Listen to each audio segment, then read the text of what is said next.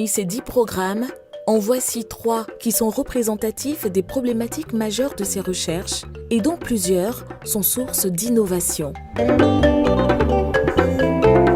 Ces dernières années, la Côte d'Ivoire a adopté des stratégies de lutte contre le paludisme basées sur le traitement et la prévention. Malheureusement, certains moustiques deviennent résistants aux insecticides, ce qui implique que ces derniers ne meurent plus au contact des moustiquaires imprégnés ou de tout autre support imprégné. C'est ce qu'on appelle la résistance des vecteurs aux insecticides. De même, certaines souches de parasites deviennent résistantes aux médicaments préventifs ou curatifs contre le paludisme. C'est la résistance des parasites aux antipaludiques. Dans le cadre de ce programme, des entomologistes, des parasitologues, des anthropologues et des géographes ont tous collaboré ensemble pour justement étudier ces phénomènes de résistance.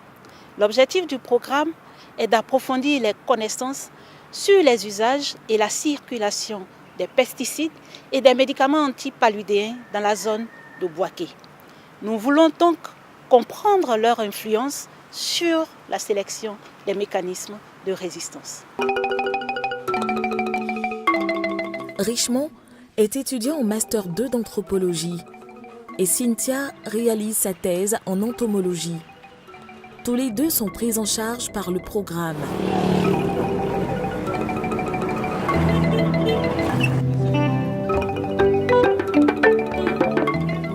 C'est dans les marchés de Bouaké qu'ils mènent leurs enquêtes, car c'est là que se trouve l'origine du problème. En effet, il existe un lien entre ces beaux fruits et légumes et les résistances des moustiques aux insecticides. Bonjour madame, lorsque vous arrivez au marché pour choisir les légumes, comment est-ce que vous faites pour sélectionner les légumes que vous devez prendre? Je choisis les tomates qui sont un peu dures, où il n'y a pas les bêtes dedans, jolies. S'il y a un peu de taches, c'est que ce n'est pas bon. Je ne paye pas, je paye ailleurs. Je vois que vous avez de très belles tomates là. Oui, oui. De belles carottes, de belles légumes. Comment est-ce que les clients choisissent les tomates? Les clients choisissent les tomates bien rouges, dures, pas d'insectes, pas de taches, bien rouges. Bien rouges. Attends, si ces tomates-là, il y a des taches, il y a des traces d'insectes, que ce n'est pas dur, est-ce que les clients achètent? Les clients achètent, mais c'est pour la sauce. C'est pour la sauce. Quand c'est bien dur, c'est pour la crudité. Les belles tomates sont plus chères. Pour vous, qu'est-ce qu'il faut faire pour avoir de belles tomates, de beaux choux? Pour avoir de belles tomates et de beaux choux, il faut les bien traiter. Quand ils sont bien traités, c'est toujours joli.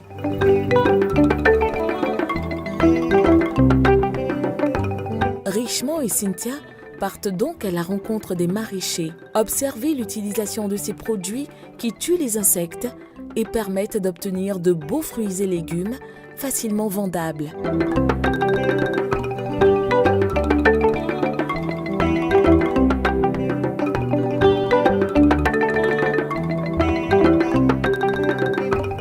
Aujourd'hui, ils ont rendez-vous avec Aboudraman, responsable d'un grand maraîchage au cœur de Bouaké. Hey Abdra, on dit quoi? Bonsoir. Bonsoir, Abdra. Bonsoir Mohamed. Ça peut aller? Qu'est-ce que vous allez faire maintenant? Bon, on voulait ménager les produits pour mettre dans l'appareil pour commencer le traitement. C'est pour traiter quoi juste? Bon, les salades, les menthes, oignons, les tomates, les choux. Si j'utilise les lambda, ça ne tue pas les fourmis. Bon, souvent, on est obligé d'amener les autres produits. On mélange, là, ça tue tous les fourmis.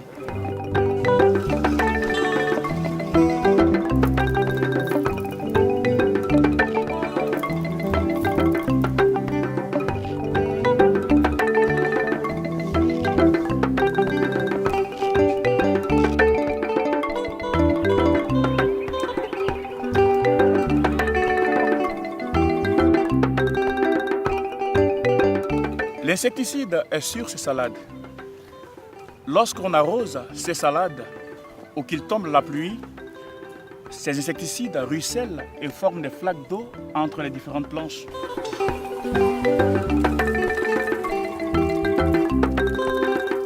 Et ces flaques d'eau deviennent un lieu idéal pour la ponte des moustiques.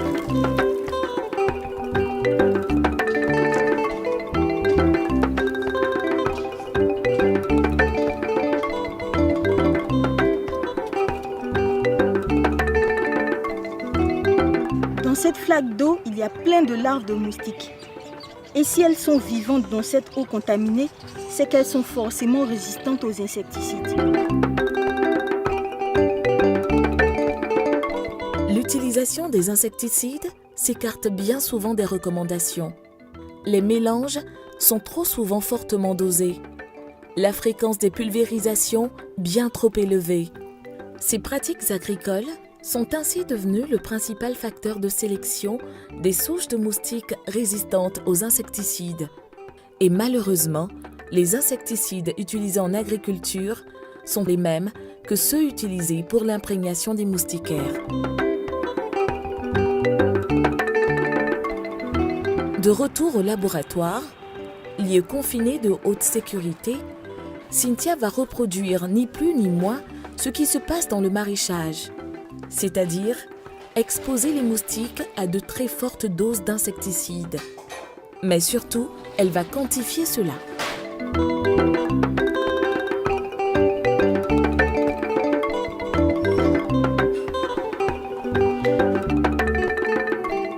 Cynthia prélève des nymphes rapportées du site de maraîchage, puis les installe dans une cage d'élevage jusqu'à ce que des moustiques adultes émergent.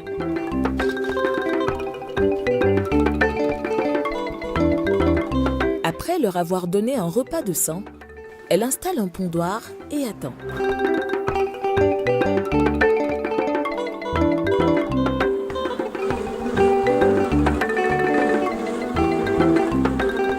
Voilà, au bout de 10 jours, j'ai obtenu des milliers d'œufs pondus par les moustiques que j'ai ramenés du site de maraîchage d'Aboudraman.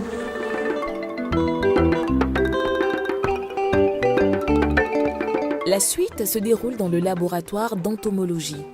Cynthia répartit les larves provenant de ces œufs dans plusieurs bacs et ajoute une dose d'insecticide. La plupart des larves meurent, mais certaines résistent. Cynthia fait à nouveau se reproduire les survivants et applique à leurs descendants une dose plus forte, et ainsi de suite. En quelques mois, Cynthia a réussi à obtenir ainsi des moustiques capables de résister à 5000 fois la dose normale d'insecticide. Mais qu'est-ce qu'un moustique résistant d'un point de vue scientifique ?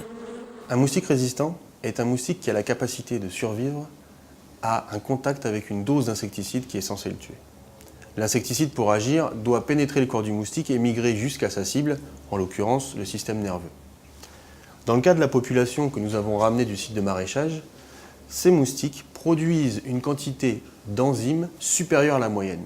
Et ce sont ces enzymes qui ont la capacité de dégrader l'insecticide avant qu'il n'arrive sur sa cible. Ainsi, ils ont la capacité de survivre. Ce mécanisme de résistance est apparu par hasard et chez un seul moustique. L'utilisation d'insecticides a permis à ce seul survivant de se reproduire. Et les utilisations fréquentes et massives ont permis de sélectionner parmi ses descendants ceux qui étaient porteurs du même mécanisme. Et c'est ainsi que le mécanisme a pu se répandre dans toute la population de moustiques. Ce mécanisme est génétique. Il s'agit pour les scientifiques d'identifier les gènes capables de produire ces enzymes et de les dénombrer, car c'est bien là le cœur du problème. Si un moustique possède plusieurs copies de ce gène, il produira autant de fois plus des enzymes protecteurs. Ce programme a permis d'acquérir des équipements de haute technologie qui seuls permettent d'accéder à ce niveau de recherche.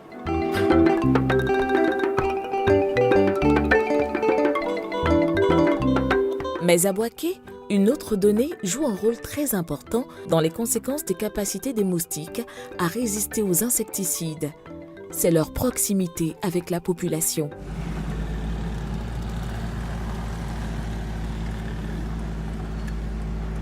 Bouaké est une ville très particulière avec un important réseau de rivières secondaires qui sont donc des zones humides qui sont très fortement exploitées par le maraîchage. En même temps, ce sont des zones qui donc vont favoriser la prolifération des vecteurs du paludisme. Et habituellement dans les villes, on a plutôt une transmission du paludisme repoussée sur les périphéries. Et à Bouaké, elle se fait jusqu'au cœur de la ville.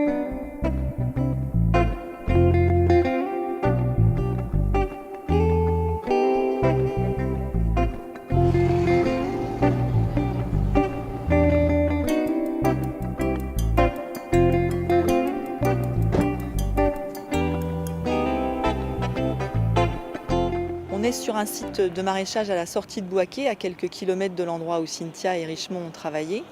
Et sur ce site, on observe que les moustiques ont développé des résistances à d'autres produits que ceux qu'on avait observés à quelques kilomètres d'ici. Nos résultats montrent qu'en fonction de l'utilisation des produits, on a émergence de résistances différentes et que donc tout est lié aux pratiques humaines.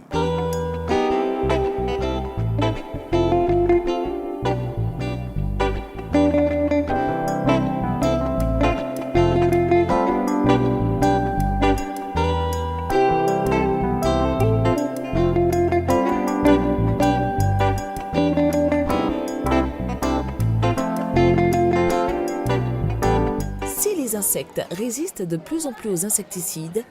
Certaines souches de parasites du paludisme, transmises par ces insectes, réussissent exactement la même chose avec les médicaments.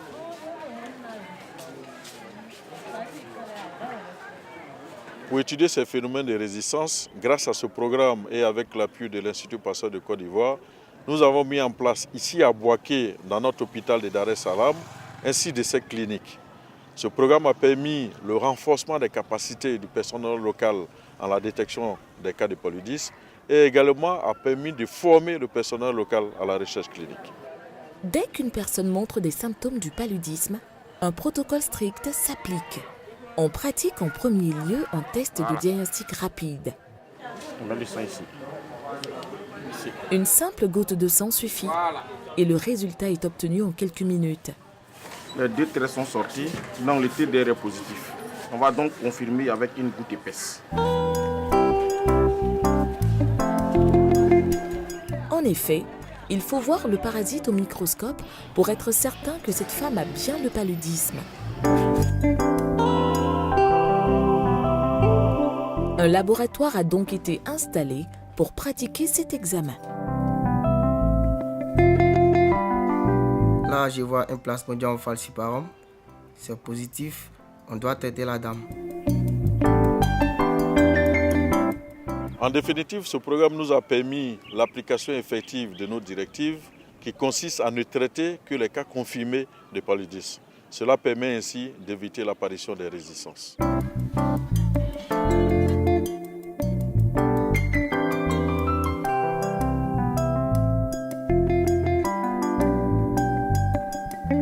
Grâce à nos résultats de recherche, nous savons qu'il y a des liens de cause à effet entre la résistance et les pratiques humaines.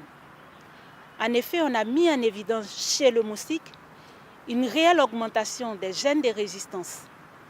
En revanche, on n'a pas encore vu de résistance chez le parasite aux médicaments utilisés actuellement dans le traitement curatif contre le paludisme.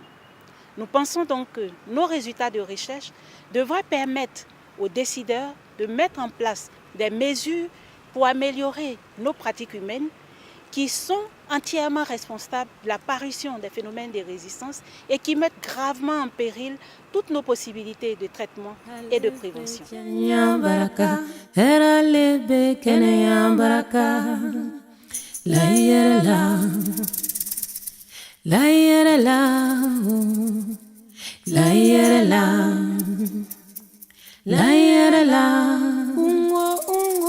Baraka lebe chenya baraka, hera lebe kenaya baraka. Baraka lebe chenya baraka, hera lebe kenaya baraka. La yera la, la yera la, la yera la, la yera la, la yera la, la yera la. La yera la, oh, la yera la. Baraka lebe, kenya baraka. Hera lebe, kenya baraka. Baraka lebe, kenya baraka. Hera lebe, kenya baraka.